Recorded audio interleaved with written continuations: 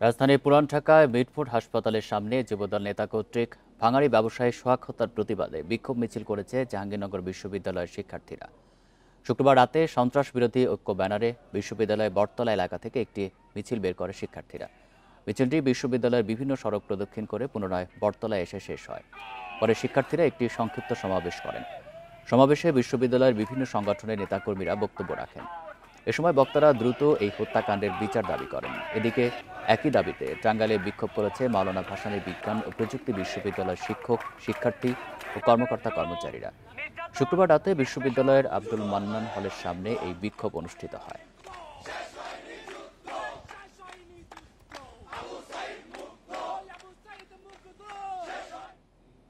খুলনার দৌলতপুরে বহিষ্কৃত যুবদল নেতা মাহবুবুর রহমানকে গুলি করে ও কুপিয়ে হত্যা করেছে দুর্বৃত্তরা। শুক্রবার দুপুরে পশ্চিম মহেশ্বর পাশা এলাকায় নিজ বাসার সামনে তাকে হত্যা করা হয়। পুলিশ জানায়, বাসার সামনে নিজের প্রাইভেট কার পরিষ্কার করছিলেন মাহবুবুর। এ সময় মোটরসাইকেলে আসা 3 ব্যক্তি তাকে লক্ষ্য করে গুলি ও ধারালো অস্ত্র দিয়ে কুপিয়ে পালিয়ে যায়। আশঙ্কাজনক অবস্থায় তাকে উদ্ধার করে খুলনা মেডিকেল কলেজ হাসপাতালে নেওয়া হলে চিকিৎসক মৃত ঘোষণা করেন। গেল ফেব্রুয়ারিতে কুয়েট ক্যাম্পাসে ছাত্র রাজনীতি বন্ধ নিয়ে শিক্ষার্থীদের দুপক্ষের সংঘর্ষের সময় অস্ত্র হাতে থাকা থানা যুবদলের সহসভাপতি মাহবুবুর রহমানের ছবি ছড়িয়ে পড়ে। এর জেরে তাকে সংগঠন থেকে বহিষ্কার করা হয়।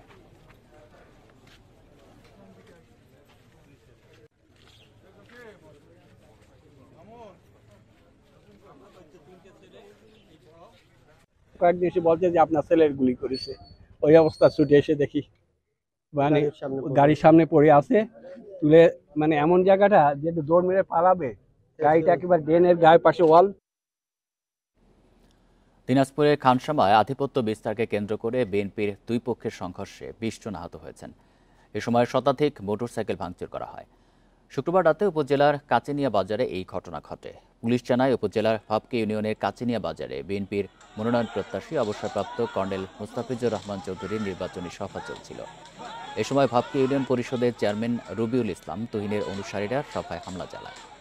এতে দুই পক্ষের সংঘর্ষে অন্তত 20 জন আহত হন।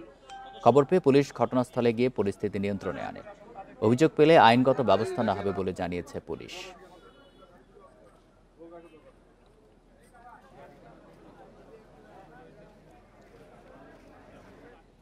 এবার জুলাই অভ্যুত্থান নিয়ে প্রতিবেদন।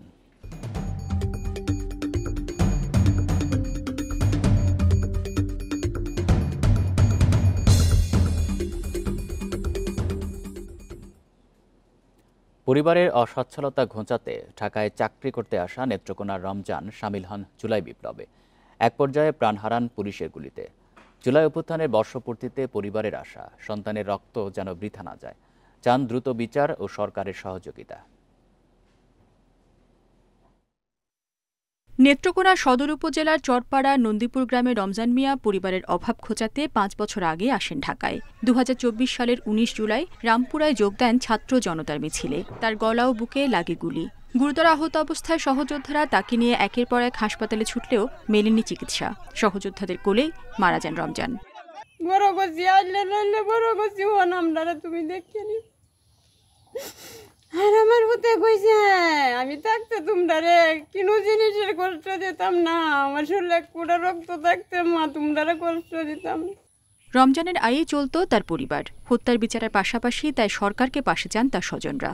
সংসার কিছু নাই, এই ছেলেটাই চালাইতো টাকা থেকে, তারা কিস্তি উঠাইতো, কিস্তি পর্যন্ত তারা মাসের মাস কিস্তি চালাইছে। শহীদ হয়েছে আমার ভাই।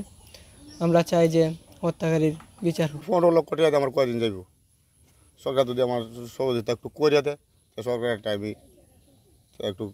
আমি আত্মীয় সহত চাইতে যদি দিয়ে, সেটা আমার লাগে খুব ভালো হয় আর।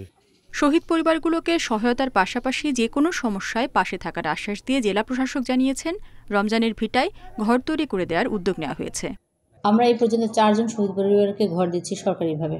তার মধ্যে নেত্রকোনা সদর রমজানের বাড়ি কিন্তু আছে, এটি নির্মাণ হবে। তাদের যে কোনো সমস্যা কিন্তু আমরা স্পেশালি দেখছি, তাদেরকে স্পেশাল কেয়ার করছি। রমজান মিয়ার হত্যার ঘটনায় ঢাকায় একটি মামলা হয়েছে। দেশের বিভিন্ন স্থানে জুলাই অভ্যুত্থানে অংশ নিয়ে রমজান মিয়া সহ শহীদ হয়েছেন নেত্রকোনার 17 জন। Independent news. দেশের অর্থনৈতিক পরিস্থিতি বিবেচনায় দুর্ভিক্ষের আলামত দেখছে বিএনপি। সংকট নিরসনে নির্বাচনে কোনো বিকল্প নেই বলে মন্তব্য করেছেন দলটির সিনিয়র যুগ্ম মহাসচিব রুহুল কবির রিজভী। এদিকে বিএনপির ভাইস চেয়ারম্যান শামসুজ্জামান দুদু বলেছেন, আগামী 100 বছরেও আওয়ামী লীগ ফিরে আসার সম্ভাবনা নেই। শুক্রবার আলাদা দুটি আলোচনা সভায় এসব মন্তব্য করেন তারা। বাংলাদেশের উপর ৩৫% শুল্ক আরোপের পর থেকেই যুক্তরাষ্ট্রের সঙ্গে চলছে দিন দরবার, আলোচনা চলছে ভবিষ্যৎ বাণিজ্যের গতি প্রকৃতি নিয়ে। শুক্রবার নয়াপল্টনে কেন্দ্রীয় কার্যালয়ের সামনে জিয়া পরিষদের আলোচনা অনুষ্ঠানে দুর্ভিক্ষের আশঙ্কার কথা জানান বিএনপির সিনিয়র যুগ্ম মহাসচিব রুহুল কবির রিজভী। দেশের ব্যবসা বাণিজ্য নিয়ে শঙ্কার কথা জানিয়ে তিনি সরকারকে দেশের অর্থনীতি ও গার্মেন্টস শিল্পকে সচল রাখার তাগিদ দেন।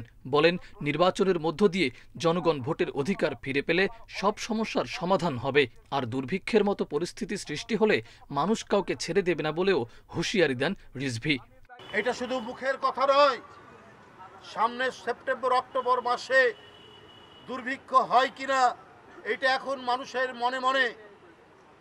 আর্থিক শৃঙ্খলা ফেরাতে হবে, এটা ঠিক, কিন্তু পাশাপাশি কর্মসংস্থান বৃদ্ধি না করলে জনগণের কাছে কেহই রেহাই পাবেন না, জনগণ কিন্তু এটা ছেড়ে দেবে না। এদিকে প্রেস ক্লাবে জাতীয়তাবাদী নবীন দল কেন্দ্রীয় নির্বাহী কমিটির আয়োজিত প্রতিবাদ সভায় বিএনপির ভাইস চেয়ারম্যান শামসুজ্জামান দুদু বলেন, আগামী 100 বছরেও আওয়ামী লীগ ফিরে আসার সম্ভাবনা নেই। হাসিনা নিজ হাতে আওয়ামী লীগকে খুন করেছে বলে মন্তব্য করেন তিনি। কোনো মানুষকে ঠুস করে ঢুকে বলে আওয়ামী লীগের আগামী 100 বছরের মধ্যে ফিরে আসার কোনো সম্ভাবনা নেই, কোনো সম্ভাবনা নাই। আওয়ামী লীগকে হত্যা করেছে, খুন করেছে, সেই হত্যাকারী আছে শেখ হাসিনা। কারা জামানত হারিয়ে দেশ ছেড়ে পালাবে সেটা নির্বাচন হলেই বোঝা যাবে বলেও জানান শামসুজ্জামান দুদু। বাজেপ্ত হয়ে দেশ ছাড়া হবে, এটা নির্বাচন ছাড়া তো বোঝা যাবে না। মাহফুজুর রহমান মিলন, ইন্ডিপেন্ডেন্ট নিউজ, ঢাকা। যারা বিচার ও সংস্কার ছাড়া নির্বাচন চায় তারা নির্বাচন পেছানোর ষড়যন্ত্র করছে বলে মন্তব্য করেছেন এনসিপির আহ্বায়ক নাহিদ ইসলাম। আর হাসনাত আবদুল্লাহ অভিযোগ করেন, ফ্যাসিবাদ পুনর্বাসনের জন্য একটি চক্র চেষ্টা চালিয়ে যাচ্ছে। শুক্রবার যশোরে পথসভায় এসব কথা বলেন এনসিপির নেতারা। পদযাত্রার 11তম দিনে দুপুরে যশোরের একটি হোটেলে জুলাই আন্দোলনে আহত ও নিহতদের পরিবারের সঙ্গে সাক্ষাৎ করেন এনসিপির নেতাকর্মীরা। এ সময় দক্ষিণাঞ্চলের মুখ্য সংগঠক হাসনাত আবদুল্লাহ বলেন, ফ্যাসিবাদ পুনর্বাসনের জন্য একটি চক্র চেষ্টা চালিয়ে যাচ্ছে। প্রধান উপদেষ্টা যদি সবকিছু বাদ দিয়ে শুধু নির্বাচন করতে চান তাহলে তাকেও জাতির কাঠগড়ায় দাঁড়াতে হবে বলে মন্তব্য করেন হাসনাত। একটা পরিকল্পিত ছক আমরা দেখতে পাচ্ছি, এগুলা মিলে যাচ্ছে। আবার একটা ফ্যাসিজমকে আবার রিহ্যাবিলিটেট করা, পুনর্বাসন করার এই যে ছকগুলা, স্ট্র্যাটেজিগুলা মিলতেছে। আমাদেরকে পরিকল্পিতভাবে নির্বাচন থেকে আলাদা করা হইতেছে, পরিকল্পিতভাবে ট্যাগ দেওয়া হইতেছে না আমরা নির্বাচন বিরোধী। আমরা কিন্তু নির্বাচন বিরোধী না। বিকালে শহরের কেন্দ্রীয় ঈদগাহ মোড়ে পথসভায় নাহিদ ইসলাম বলেন, যারা বিচার ও সংস্কার ছাড়া নির্বাচন চায় তারাই নির্বাচন পেছানোর ষড়যন্ত্র করছে। ফ্যাসিবাদদের বিচার সংস্কার ছাড়া নির্বাচন মেনে নেবে না জনগণ। বিচার সংস্কার ছাড়া নির্বাচন বাংলার জনগণ মেনে নেবে না। যারা বিচার সংস্কার ছাড়া নির্বাচনের পরিকল্পনা করে তারাই নির্বাচনকে পিছিয়ে দেওয়ার ষড়যন্ত্রে লিপ্ত। পরে পদযাত্রা নিয়ে খুলনায় যায় এনসিপি নেতারা। নগরীর শিববাড়ি মোড়ে আয়োজিত সমাবেশে দলটির সদস্য সচিব আক্তার হোসেন বলেন, 14, 18 ও 24-এর নির্বাচনে গণতন্ত্র রক্ষা হয়নি। সংস্কারবিহীন নির্বাচন করলে গণতন্ত্র রক্ষা করা যাবে না। বাংলাদেশের গণতন্ত্রকে সুরক্ষিত করতে হলে, এদেশের মানুষের মানবিক মর্যাদাকে সুরক্ষিত করতে হলে, এদেশের মানুষের নাগরিক অধিকারকে সুরক্ষা দিতে হলে অবশ্যই সংস্কার বাস্তবায়ন করে তারপরে নির্বাচনের আয়োজন করতে হবে। খুলনায় পথসভা সহ বিভিন্ন কর্মসূচিতে অংশ নেন এনসিপির নেতাকর্মীরা। শনিবার সাতক্ষীরায় যাবেন এনসিপি নেতারা। Independent news. জাতীয় পার্টি ছেড়ে অন্য কোথাও যাওয়ার ইচ্ছে নেই বলে জানিয়েছেন দলের সাবেক কো চেয়ারম্যান রুহুল আমিন হাওলাদার। বলেন, দলের চলমান সমস্যা দ্রুত কেটে যাবে। গঠনতন্ত্র বিরোধী কাজ করায় দল থেকে অনেককে অব্যাহতি দেওয়া হয়েছে বলে জানান নতুন মহাসচিব। গত 28 জুন বাংলাদেশ চীন মৈত্রী সম্মেলন কেন্দ্রে 10ম জাতীয় সম্মেলন আয়োজনের সিদ্ধান্ত নিয়েছিল জাতীয় পার্টি, কিন্তু মিলনায়তন না পাওয়ায় পরে তা স্থগিত করা হয়। সম্মেলন ডাকা নিয়ে চেয়ারম্যানের সঙ্গে দ্বন্দ্বে জড়ানোর জেরে এরই মধ্যে মহাসচিব পদ হারিয়েছেন মুজিবুল হক চুন্নু। নতুন মহাসচিব হন ব্যারিস্টার শামীম হায়দার পাটোয়ারি। এদিকে শৃঙ্খলা ভঙ্গের অভিযোগে জাতীয় পার্টির কো চেয়ারম্যান আনিসুল ইসলাম মাহমুদ, রুহুল আমিন হাওলাদার ও মহাসচিব মুজিবুল হক চুন্নুকে প্রাথমিক সদস্য পদসহ সব দায়িত্ব থেকে অব্যাহতি দেওয়া হয়েছে। বহিষ্কৃত সিনিয়র নেতা রুহুল আমিন হাওলাদার বলেন, একনায়কতন্ত্র না মানায় ক্ষুব্ধ হন চেয়ারম্যান। গঠনতন্ত্র ভঙ্গ করায় ব্যবস্থা নিয়েছে দল, জানান নতুন মহাসচিব। যৌথ নেতৃত্বের জন্য আমার হাতে থাকতে হবে সব। আমরা যে 20-এর ক ধারাটা, এটা একটা dictatorship. Whatever he likes he can do and undo. আর এই ধারাটা এরশাদের জন্য প্রযোজ্য ছিল, কারণ সে রাষ্ট্রপতি ছিল, সেনাপ্রধান ছিল। ব্যাপারটাই তো এমন হয়ে গিয়েছিল যে আইদার আমাদের কিছু সিনিয়র নেতৃবৃন্দ থাকবেন অথবা পার্টির চেয়ারম্যান থাকবেন। ব্যাপারটা এই পর্যায়েই ছিল। তৃণমূলের নেতাকর্মীরা এবং সকল প্রেসিডিয়ামরা পার্টির চেয়ারম্যানকে বেছে নিয়েছেন। কাউন্সিল হলে দলের সব সমস্যার সমাধান হবে বলে আশা হাওলাদারের। এবারও জাতীয় পার্টি ভাঙার পেছনে কারো হাত থাকতে পারে বলে ধারণা নতুন মহাসচিবের। সবাই মিলেই আমরা জাতীয় পার্টি করবো, এটাই হলো লক্ষ্য। এখনো এরকম কোনো সিদ্ধান্ত হয় না যে আমরা একটা জাতীয় পার্টি করব, এবং ঐক্যবদ্ধ একটি জাতীয় পার্টি আমি মৃত্যুর আগে দেখে যেতে চাই। এই ফাটলটি না হলে অবশ্যই আমরা অত্যন্ত প্রীত হতাম। 9বার জাতীয় পার্টি ভেঙে কেউই কখনো দেশব্যাপী জাতীয় পার্টি বা নব্য জাতীয় পার্টি করতে পারেনি। এরশাদের জাতীয় পার্টি, জিএম কাদের জাতীয় পার্টি মূলধারা এটিই আছে, এটিই থাকবে শত বাধা সত্ত্বেও। 14 জুলাই এরশাদের মৃত্যুবার্ষিকীর পর দলকে এগিয়ে নিতে নতুন কর্মপরিকল্পনা ঠিক করা হবে বলে জানান দলের নেতারা। Hasib Mahmud Shah, independent news, Dhaka. বাংলাদেশে জাতিসংঘের মানবাধিকার বিষয়ক কার্যালয় স্থাপনের সিদ্ধান্ত প্রত্যাখ্যান করেছে হেফাজতে ইসলাম বাংলাদেশ। প্রয়োজনে রক্ত দিয়ে তা প্রতিহত করা হবে বলে মন্তব্য করেছেন হেফাজতের যুগ্ম মহাসচিব মাওলানা মামুনুল হক। বাদ-জুমা বায়তুল মোকাররমে বিক্ষোভ মিছিলের আগে এক সমাবেশে এসব কথা বলেন তিনি। ঢাকায় জাতিসংঘের মানবাধিকার বিষয়ক হাইকমিশন কার্যালয় স্থাপনের বিষয়ে চূড়ান্ত অনুমোদন দিয়েছে উপদেষ্টা পরিষদ। এ নিয়ে ক্ষুব্ধ ইসলামীপন্থী দলগুলো। শুক্রবার বাদ-জুমা বায়তুল মোকাররমের উত্তর গেটে এ নিয়ে সমাবেশ করেছে হেফাজতে ইসলাম। বক্তারা অভিযোগ করেন, মানবাধিকার কার্যালয় স্থাপনের মাধ্যমে দেশে ইসলামী মূল্যবোধ নষ্ট করতে চায় সরকার। ফিলিস্তিন, সিরিয়া, ভারতে মুসলমানদের উপর নির্যাতনের সময় জাতিসংঘের ভূমিকা নিয়েও প্রশ্ন তোলেন তারা। পরিষ্কার করে বলি, আমরা দিল্লির গোলামি ছেড়েছি ওয়াশিংটনের গোলামি করার জন্য। মানবাধিকার কমিশন স্থাপনের উদ্দেশ্য আপনার বাংলাদেশের সমকামিতার, আপনার সমকামিতার বীজ বপন করার নতুন ষড়যন্ত্র মাত্র। যখন নাকি আজকে ফিলিস্তিনে এখনো পর্যন্ত শিশুদেরকে হত্যা করা হচ্ছে, কোথাও আপনাদের ইউনিয়ন নাই। সভাপতির বক্তব্যে হেফাজত ইসলামের যুগ্ম মহাসচিব বলেন, রক্ত দিয়ে হলেও এই সিদ্ধান্ত প্রতিহত করা হবে। কোনোভাবেই বাংলাদেশে জাতিসংঘের মানবাধিকার কার্যালয় স্থাপন করতে দেওয়া হবে না বলেও হুঁশিয়ারি দেন তিনি। আজ হেফাজত ইসলামের পক্ষ থেকে, বাংলাদেশের তাওহীদি জনতার পক্ষ থেকে অন্তর্বর্তীকালীন সরকারের সিদ্ধান্তকে আমরা প্রত্যাখ্যান করছি।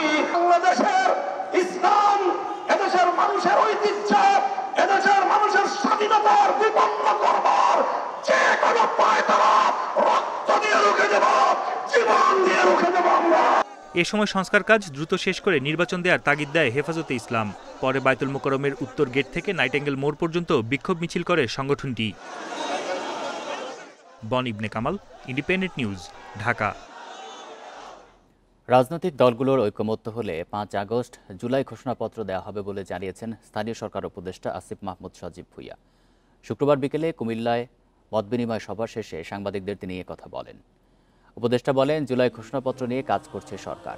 রাজনৈতিক দলগুলো থেকে প্রস্তাবনা নেওয়া হয়েছে। দলগুলো নিজেদের মতো করে ঘোষণাপত্রের কপি সরকারকে দিয়েছে। 5 আগস্ট ঘোষণাপত্র পাঠ করা সম্ভব হবে জানিয়ে আসিফ আরও বলেন, রাজনৈতিক দলগুলোর একমত হওয়া প্রয়োজন, তাহলেই জুলাই সনদ ঘোষণা সম্ভব। এ সময় 11 জুলাই কুমিল্লা বিশ্ববিদ্যালয়ের শিক্ষার্থীদের কোটা সংস্কার আন্দোলনে বিশেষ অবদানের জন্য দিনটিকে গণ অভ্যুত্থানে প্রথম প্রতিরোধ দিবস হিসেবে আখ্যা দেন উপদেষ্টা আসিফ।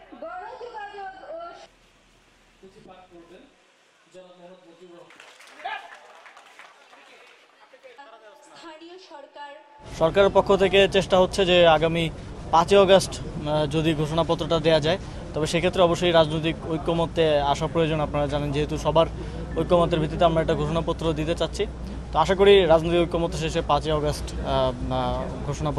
জুলাই ঘোষণাপত্র পাঠ করা সম্ভব হবে। নির্ধারিত সীমার দ্বিগুণ গতিতে গাড়ি চলে ঢাকা এলিভেটেড এক্সপ্রেসওয়েতে। একটি দুটি নয়, দিনে অন্তত 300 গাড়ি এই সীমা লঙ্ঘন করে। এতে দুর্ঘটনার কম নয়। এসব রোধে ভিডিও দেখে মামলা দিচ্ছে ট্রাফিক বিভাগ। 18 দিনে 2500-এর বেশি মামলা হয়েছে। এতে সুফলও মিলছে। শুরুর চেয়ে এখন মামলার সংখ্যা কমেছে। ভবিষ্যতে মহাসড়কেও এমন মামলার চিন্তা পুলিশের। শাহজালাল বিমানবন্দর থেকে হাতিরঝিল পর্যন্ত এলিভেটেড এক্সপ্রেসওয়ে মাত্র 11 কিলোমিটার। এর মাঝেই নির্ধারিত সীমার প্রায় দ্বিগুণ গতি তুলছেন অনেক চালক। সড়কটির নিয়ন্ত্রক প্রতিষ্ঠানের হিসাবে প্রতিদিন অন্তত 300 গাড়ি ঘন্টায় 150 কিলোমিটারে চলার চেষ্টা করে। এতে অনেক সময় দুর্ঘটনাও ঘটছে। এদের থামাতে সিসি ক্যামেরার ফুটেজ পাঠানো হচ্ছে পুলিশকে। সেখানে স্বয়ংক্রিয়ভাবে দেয়া হচ্ছে মামলা, যার কপি ডাকে পাঠানো হয় মালিকের ঠিকানায়। আমি মনে করি এটা ভালো একটা দিক, কারণ ওভার স্পিড আসলে কোনো জায়গাতেই ভালো না। লিমিট ছিল 80, কিন্তু আমি এখানে চালাইছি 110-এ। হ্যাঁ, সেই কারণে হয়তো মামলাটা দিচ্ছে। প্রতিদিনই আমরা যেটা দেখছি, ওনারা আমাদেরকে যেটা দিচ্ছে, তাতে প্রায় 200-250 এরকম মামলা, 180 এ ধরনের মামলা হচ্ছে। তো 500 থেকে কমে এসেছে, এসে 200-180 এরকম চলে আসছে। গতিসীমা লঙ্ঘনে প্রথমবার জরিমানা 2500, পরে প্রতিবারে 5000 টাকা। 3 বার মামলা হলে ওই গাড়ি কালো তালিকাভুক্ত হয়। এখন পর্যন্ত অ্যাভারেজে প্রায় 300 মামলার মতো আমরা ঘটনার মতো আমরা পাই। তো ওভার স্পিড যারা করছেন তাদেরকে আমরা ইতিমধ্যে প্রায় 1000-এর মতো নোটিশও করেছি। জুনের শেষ দিক থেকে 18 দিনে এমন মামলা 2636টি। ডিএমপি বলছে এরই মধ্যে সুফল মিলতে শুরু করেছে। ভবিষ্যতে অন্য সড়কেও এই উদ্যোগ নেওয়া হতে পারে। আমাদের মূল উদ্দেশ্য এটি হচ্ছে সাধারণ মানুষকে সচেতন করা, যে আমরা যেন ট্রাফিক আইনের প্রতি সবাই একটু শ্রদ্ধাশীল হই, এবং এর মাধ্যমে আমরা সড়ক দুর্ঘটনা অবশ্যই আমরা কমিয়ে আনতে সমর্থ হব, এবং আমরা সবাইকে একটি ভালো নগরী উপহার দিতে সক্ষম হব।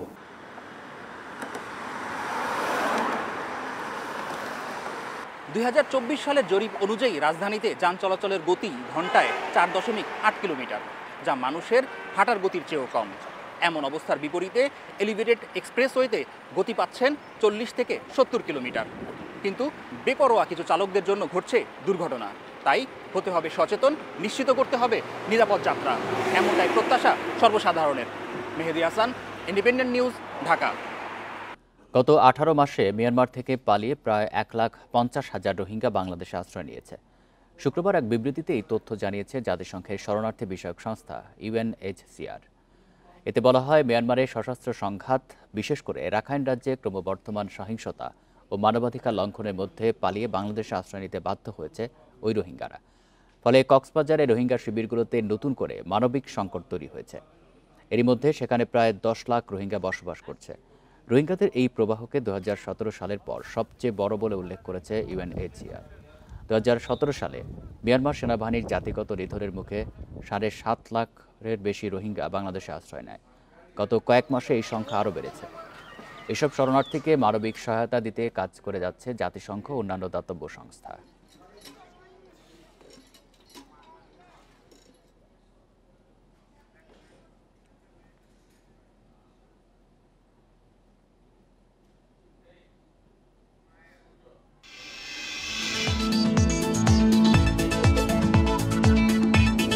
পরিবেশ রক্ষায় বৃক্ষরোপণের বিকল্প নেই, আর তাই নাটোর জেলা প্রশাসক কার্যালয়ের ছাদে লাগানো হয়েছে 4 শতাধিক গাছ।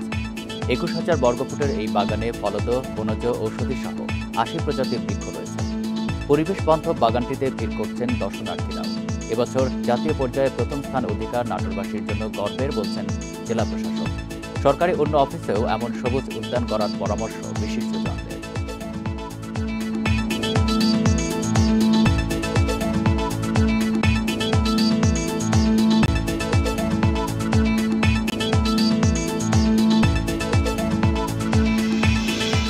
এ নিয়ে বিস্তারিত প্রতিবেদন থাকছে সংবাদের শেষ অংশে। রাজধানীর মহাখালীর ডিএনসিসি হাসপাতালে পরীক্ষায় 25% রোগীরই ডেঙ্গু ধরা পড়ছে। পাশাপাশি বাড়ছে চিকুনগুনিয়া আক্রান্ত রোগীও। বহির্বিভাগে আসা রোগীদের ক্ষেত্রে এই তথ্য মিলেছে। এদিকে পুরো জুন মাসে যে সংখ্যক ডেঙ্গু রোগী এই হাসপাতালে ভর্তি হয়েছেন, জুলাইয়ের 10 দিনেই হয়েছেন তার চেয়ে বেশি। কয়েকদিন ধরে জ্বরের সঙ্গে গায়ে ব্যথা পোশাককর্মী সবিতা রানীর। চিকিৎসা নিতে এসেছেন মহাখালী ডিএনসিসি হাসপাতালে। শুধু এবারই নয়, কয়েকদিন আগেও জ্বরে ভুগছিলেন তিনি। হাতে পায়ে ব্যথার তীব্রতায় দিশেহারার মতো অবস্থা তার। এখন খালি জ্বর, আর এই হাঁটতে পারি না, আডুতে ব্যথা, কোমরে ব্যথা, গিডি গিডি ব্যথা, কিছু ধরতে পারি না। এই হাসপাতালের বহির্বিভাগে প্রতিদিন ঠান্ডা জ্বরের চিকিৎসা নেন 4 থেকে 500 রোগী। এদের মধ্যে 100 থেকে 150 জনের ডেঙ্গু পরীক্ষা করা হয়, যেখানে কমপক্ষে 40 জনেরই ধরা পড়ছে এ রোগ। অনেকের আবার চিকুনগুনিয়াও হচ্ছে। আউটডোরে পেশেন্ট আসে জ্বর, হয়তো আমরা টেস্ট করলে যদি যাদের টেস্ট করা হয় তাদের 40 থেকে 50টা পাওয়া যায়, কিন্তু সবগুলোকে টেস্ট করা হয় না। আমাদের রিপোর্ট করে ফিভার নিয়ে টেস্ট হয়তো করে অ্যারাউন্ড, আমাদের টেস্ট অ্যারাউন্ড হচ্ছে 100 থেকে 150। ডিএনসিসি হাসপাতালে 24 ঘন্টা ডেঙ্গু ও চিকুনগুনিয়া পরীক্ষার সুবিধা রয়েছে। তবে আক্রান্তদের উপসর্গ দেখা দেওয়ার পরও দেরিতে হাসপাতালে আসায় জটিলতা বাড়ছে বলে জানান হাসপাতাল কর্তৃপক্ষ। আমাদের অ্যালার্মিং হইতে হবে সেই সময় যখন যদি এরকম দেখা যায় যে আমাদের চোখ লাল হয়ে যাচ্ছে, নাক দিয়ে রক্তক্ষরণ হচ্ছে বা মাড়ি দিয়ে রক্তক্ষরণ হচ্ছে, অ্যাবডোমিনাল ডিস্টেন্সের বা পেট ফুলে যাচ্ছে, এবং যদি ইউরিন বা স্টুলের কালার চেঞ্জ হয়ে যায় অথবা 6 ঘন্টার মধ্যে ইউরিনেশন না হয়, এইগুলো ওয়ার্নিং সাইন, এগুলো ইন্ডিকেট করে যে he is suffering from severe dengue. ডেঙ্গুর যে ভীতিটা রয়েছে যে আপনার ডেঙ্গু শক সিনড্রোম করা, কারণ ওখানে রক্ত থেকে পানি বেরিয়ে আসে, বিভিন্ন জায়গায় পানি জমে যায়, এবং এই ডেঙ্গু শক সিনড্রোম আর কখনো কখনো আপনার হেমোরেজিক ফিভার, অর্থাৎ প্লাটলেট খুবই কমে গেলে তখন কারো কারো রক্তক্ষরণের সম্ভাবনা বেড়ে যায়। পুরো জুন মাসে মহাখালীর এই হাসপাতালে 92 জন ডেঙ্গু রোগী ভর্তি হন, অথচ চলতি মাসের প্রথম 11 দিনেই ভর্তির সংখ্যা 100 ছাড়িয়েছে। Buddhadeb Kundu, independent news, Dhaka. মশক নিধনে শুধু সিটি কর্পোরেশন নয়, এলাকাবাসীকেও সচেতন হওয়ার আহ্বান জানিয়েছেন ঢাকা দক্ষিণ সিটি কর্পোরেশনের প্রশাসক মোহাম্মদ শাহজাহান মিয়া। টানা অভিযানের কারণে এখনও ডেঙ্গু পরিস্থিতি নিয়ন্ত্রণে রয়েছে বলে দাবি করেছেন স্থানীয় সরকার বিভাগের সচিব রেজাউল মাকসুদ জাহেদি। সকালে রাজধানীর পুরান ঢাকা এলাকায় প্রায় 6 শতাধিক পরিচ্ছন্নতা কর্মী নিয়ে মশক নিধন অভিযান চালানোর সময় এসব কথা জানান তারা। আসন্ন বর্ষায় মশার উপদ্রব কমাতে নিজ নিজ বাড়ির আঙিনা পরিষ্কার রাখার আহ্বান জানান কর্মকর্তারা। বলেন, কারো একার প্রচেষ্টায় ডেঙ্গু পুরোপুরি নির্মূল সম্ভব নয়, এজন্য এলাকার সবাইকে এগিয়ে আসতে হবে। এছাড়াও বিচ্ছিন্নভাবে নয়, নিয়মিত অভিযানের মাধ্যমে মশক নিধন কার্যক্রম চলমান রাখার জোর দেন তারা।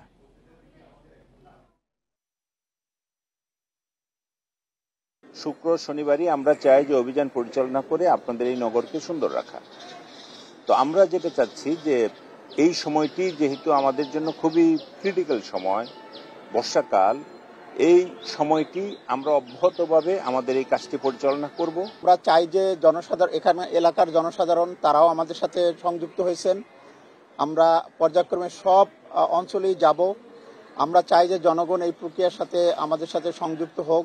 কাজেই আমরা যে বিশেষ পরিচ্ছন্নতা কার্যক্রম এবং মশক নিধন কার্যক্রম নিচ্ছি তার কিন্তু সুফল একটা আমরা আস্তে আস্তে পাচ্ছি। দুদকের মামলায় গ্রেপ্তার জনতা ব্যাংকের সাবেক চেয়ারম্যান অধ্যাপক ডক্টর আবুল বারকাতকে কারাগারে পাঠানো হয়েছে। বিকেলে এই নির্দেশ দেন ঢাকা মেট্রোপলিটন ম্যাজিস্ট্রেট। এর আগে তাকে 3 দিনের রিমান্ড আবেদনের শুনানির জন্য আদালতে নিয়ে আসা হয়। পরে তার রিমান্ড নামঞ্জুর করে কারাগারে পাঠানোর আদেশ দেয় আদালত। এর আগে বৃহস্পতিবার মধ্যরাতে রাজধানীর ধানমন্ডির নিজ বাসা থেকে ডক্টর আবুল বারকাতকে গ্রেপ্তার করে ঢাকা মহানগর গোয়েন্দা পুলিশ। ঋণ জালিয়াতি করে জনতা ব্যাংকের 297 কোটি টাকা আত্মসাতের অভিযোগে তার বিরুদ্ধে মামলা করে দুদক। একই মামলায় তার সঙ্গে বাংলাদেশ ব্যাংকের সাবেক গভর্নর আতিউর রহমান এবং জনতা ব্যাংকের সাবেক পরিচালক জামাল উদ্দিন আহমেদ সহ 23 জনকে আসামি করা হয়। আপনি কিছু বলতে চান?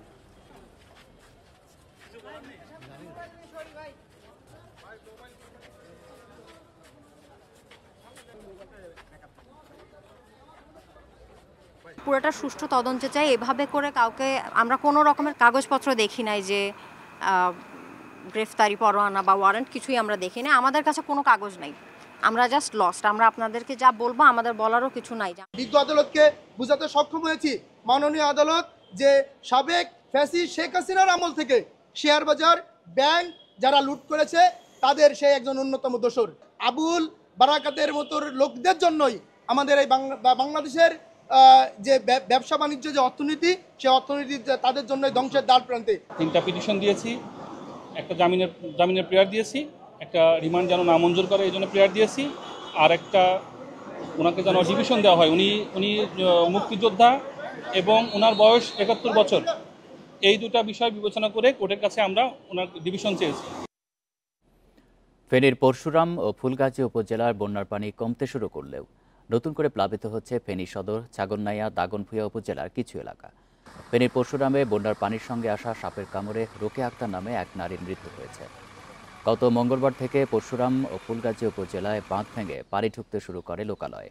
ধীরে ধীরে এই দুই উপজেলায় পানি কমে নতুন করে প্লাবিত হচ্ছে ছাগলনাইয়া, ফেনী সদর ও দাগনভূঞা উপজেলার আংশিক এলাকা। 3 উপজেলার 109টি গ্রামে পানিবন্দী লক্ষাধিক মানুষ। এতে ভোগান্তিতে পড়েন পানিবন্দী এলাকার মানুষ। এখনও আশ্রয়কেন্দ্রে আছে 5,000 বন্যা কবলিত মানুষ।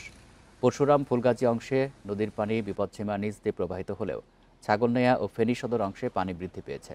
বাঁধের ভাঙন স্থান দিয়ে এখনও পানি প্রবেশ করছে জানিয়ে পানি কমার পরেই বাঁধ মেরামতের বিষয়ে সিদ্ধান্ত নেওয়া হবে বলে জানিয়েছে পানি উন্নয়ন বোর্ড। জনগণের নিরাপত্তার কথা বিবেচনা করে বন্যা কবলিত কিছু এলাকায় সাময়িকভাবে বিদ্যুৎ সরবরাহ বন্ধ রাখা হয়েছে। এ নিয়ে আরও জানাতে ফেনী ও কুমিল্লা থেকে যুক্ত হচ্ছেন সহকর্মীরা। প্রথমেই ফেনী থেকে জানাবেন সহকর্মী সমীর উদ্দিন। সমীর, এখনও তো লক্ষাধিক মানুষ পানিবন্দী রয়েছে, তাদের দুর্ভোগের চিত্র জানাবেন। আর আশ্রয়কেন্দ্রে এখনো 5,000 মানুষ রয়েছে, তাদের কি পরিস্থিতি, সেখানে তারা সাহায্য সহযোগিতা ঠিকমতো পাচ্ছেন কিনা?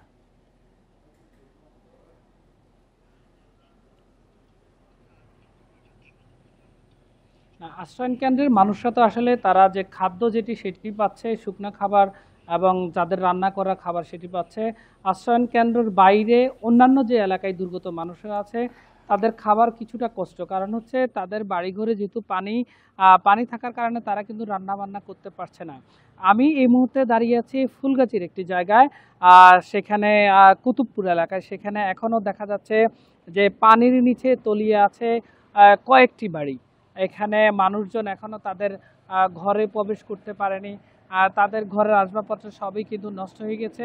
কখন তারা ফিরবে তাদের ভিতরে সেই অনিশ্চয়তা কাজ করছে, কারণ গতকাল থেকেই পানি নামার যে চিত্র আমরা দেখেছি ফুলগাজীতে, সেটির ধীর গতি, অনেক ধীর গতি, যার প্রেক্ষিতে পানি একদমে জলাবদ্ধতা তৈরি হয়েছে।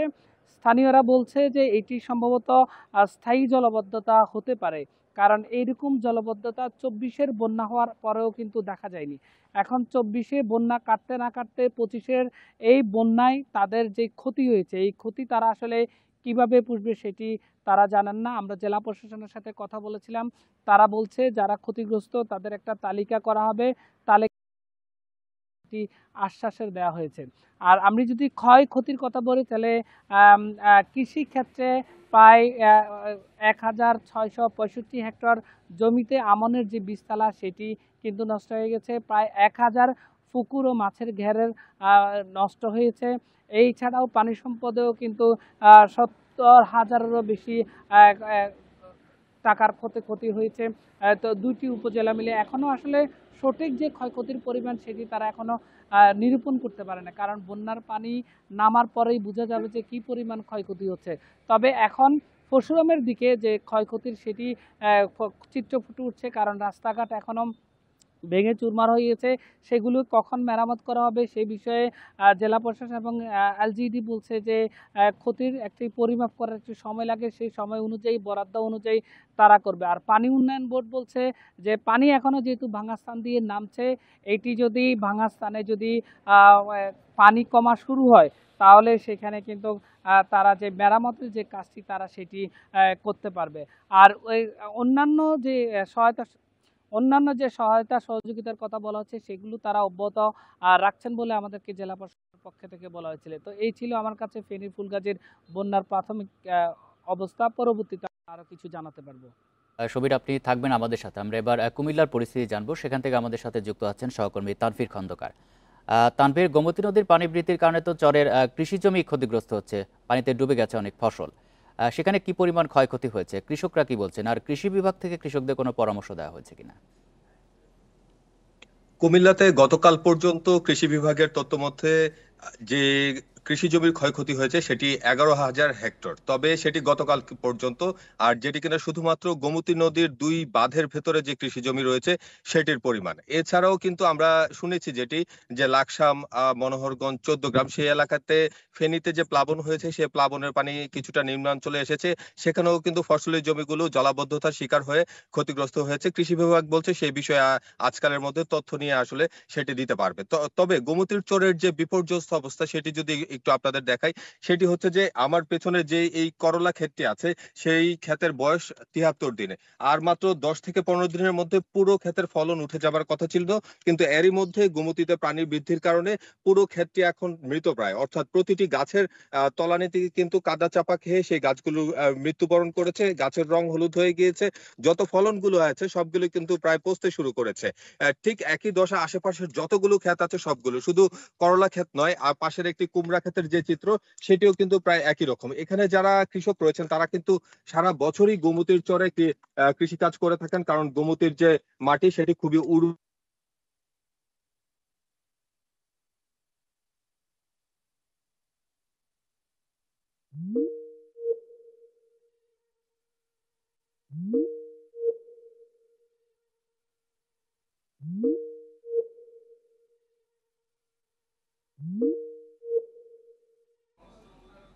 ফেনী এবং কুমিল্লা থেকে জানাচ্ছিলেন আমাদের সহকর্মীরা। সামান্য বৃষ্টিতে হাঁটু পানিতে তলিয়ে যাচ্ছে বরিশাল নগরী। এতে টানা জলাবদ্ধতায় চরম দুর্ভোগ পোহাতে হয় নগরবাসীকে। ড্রেনেজ ব্যবস্থা খারাপ থাকায় এমন পরিস্থিতি বলছেন তারা। তবে নগরবাসীর সচেতনতার অভাবকেও দায়ী করছে সিটি কর্পোরেশন। পানি নিষ্কাশন স্বাভাবিক রাখতে সবার সহায়তা চেয়েছে কর্তৃপক্ষ। বরিশালে 159 মিলিমিটার বৃষ্টিপাত রেকর্ড করা হয় 9 জুলাই। এর ফলে 68 বর্গ কিলোমিটার নগরীর প্রায় সব রাস্তা তলিয়ে যায়, সৃষ্টি হয় জলাবদ্ধতা। এতে চরম দুর্ভোগ পোহাতে হয় নগরবাসীকে। ভারী বৃষ্টি হলেই এভাবে পানি জমে যায়। এ সমস্যার স্থায়ী সমাধানের দাবি স্থানীয়দের। বরিশাল শহর নাই, এখন পানি, সমুদ্র আর সমুদ্র এইরকম মনে হইতেছে। রাস্তা জলাবদ্ধতার কারণে এমন একটা অবস্থা হয় যে আমরা হাঁটু সমান পানিও মাঝে মধ্যে হয়ে যায়। পানি নিষ্কাশনের অব্যবস্থার কারণে এই আমাদের এই কাদা পানি মেখে তারপরে বাইরে বেরোতে হয়। পানি উন্নয়ন বোর্ড বলছে কীর্তনখোলা নদীর পানি বিপদসীমার নিচে, কিন্তু ড্রেনেজ ব্যবস্থা ভালো না হওয়ায় বৃষ্টির পানি জমে যাচ্ছে। ড্রেনেজ সিস্টেমের ত্রুটি বা ড্রেনগুলো যে করা হয় এগুলোর যে লম্বালম্বি যে একটা ঢাল থাকে, এই ঢালটা ঠিকমতো ওভারঅল ড্রেনটা পরিকল্পিত ড্রেন যদি হয় সিটির জন্য, তাহলে আশা করি এই পানিটা সহজেই নদীতে পৌঁছে দেওয়া যায়। ময়লা আবর্জনায় ভরাট হওয়া নালাগুলো পরিষ্কার করা হয় না অনেক দিন। বিষয়টা স্বীকার করে সমাধানের আশ্বাস সিটি কর্পোরেশনের। আমাদের ড্রেনগুলো আগে পরিষ্কার হয়নি কখনো। এই বছর আমরা আমাদের প্রশাসন নিজে দাঁড়িয়ে থেকে এই ড্রেনের ভিতরে ময়লাগুলো এরকম অবস্থা যে এগুলা জমাটবদ্ধ হয়ে কেকের মতো হয়ে গেছে। ড্রেনের ভিতরে কোনো ময়লা ফেলবে না, ময়লা ফেলার জন্য আলাদা জায়গা থাকবে, আর ড্রেনগুলো শুধুমাত্র পানির জন্য। বরিশাল নগরীতে বর্তমানে 180 কিলোমিটার ড্রেন রয়েছে, নতুন করে কাজ চলছে আরও 50 কিলোমিটারের। Independent news. জলবায়ু পরিবর্তনে বিরূপ প্রভাব মোকাবেলায় বৃক্ষরোপণের বিকল্প নেই। এই বাস্তবতায় গাছ লাগান, পরিবেশ বাঁচান এই প্রতিপাদ্যকে সামনে রেখে দেশের সবচেয়ে বড় ও দৃষ্টিনন্দন ছাদ বাগান গড়ে তুলেছেন নাটোর জেলা প্রশাসক, যার স্বীকৃতিস্বরূপ 2025 সালে জাতীয় পর্যায়ে প্রথম স্থান অধিকার করে পুরস্কৃত হয়েছেন তিনি। নাটোর জেলা প্রশাসকের কার্যালয়ের ছাদ, যার আয়তন প্রায় 21,000 বর্গফুট। একসময় যেখানে ছিল শুধুই কংক্রিট, এখন সেখানে শোভা পাচ্ছে সবুজের সমারোহ। এই বাগানে ফলদ, বনজ, ঔষধি সহ 80 প্রজাতির 450 বৃক্ষ রয়েছে। এমন বিলুপ্ত প্রায় অনেক গাছ দিয়ে তৈরি করা হয়েছে বিশেষ কর্নার। পরিবেশ বান্ধব এই বাগানে ভিড় করছেন দর্শনার্থীরা। অনেকে উদ্বুদ্ধ হচ্ছেন ছাদ বাগান করতে।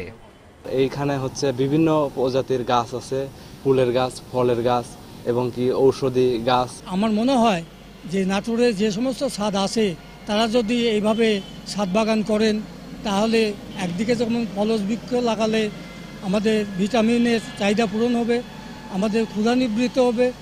এই বাগানের পেছনের উদ্দেশ্য ছিল পরিবেশ রক্ষা, অক্সিজেন উৎপাদন এবং মানুষের মাঝে আগ্রহ বৃদ্ধি। 2025 সালে জাতীয় পর্যায়ে প্রথম স্থান অধিকার নাটোরবাসীর জন্য গর্বের বলছেন জেলা প্রশাসক। একটা অক্সিজেন ফ্যাক্টরি তৈরি হয়েছে এই ছাদ বাগানের মাধ্যমে এবং একটা পরিবেশ বান্ধব একটা সিচুয়েশন তৈরি হয়েছে এখানে। যারাই আসবেন, এখানে যে সেবা প্রার্থীরা আসবেন বা যারা এই অফিসে কর্মরত আছেন, সবাই এখানে এসে একটা সুন্দর পরিবেশ এখানে পাবে। জেলা প্রশাসকের এই উদ্যোগকে প্রশংসনীয় বলছেন বিশিষ্টজনরা। সরকারি অন্য অফিসে এমন উদ্যোগ নেওয়ার আহ্বান তাদের। জেলা প্রশাসকের ছাদ বাগানটি জাতীয় পুরস্কার প্রাপ্ত হয়েছে, যা শুধু জেলা প্রশাসকের সুনাম বাড়ায়নি, বরং নাটোরবাসীরও সুনাম বাড়িয়েছে। জলবায়ু পরিবর্তনের প্রভাব মোকাবেলায় এই ছাদ বাগান অনন্য উদ্যোগ, যা একদিকে পরিবেশ রক্ষার বার্তা দিচ্ছে, অন্যদিকে সাধারণ মানুষকে বৃক্ষরোপণে উদ্বুদ্ধ করবে। Independent news. এই ছিল এখনকার সংবাদে। ধন্যবাদ সবাইকে।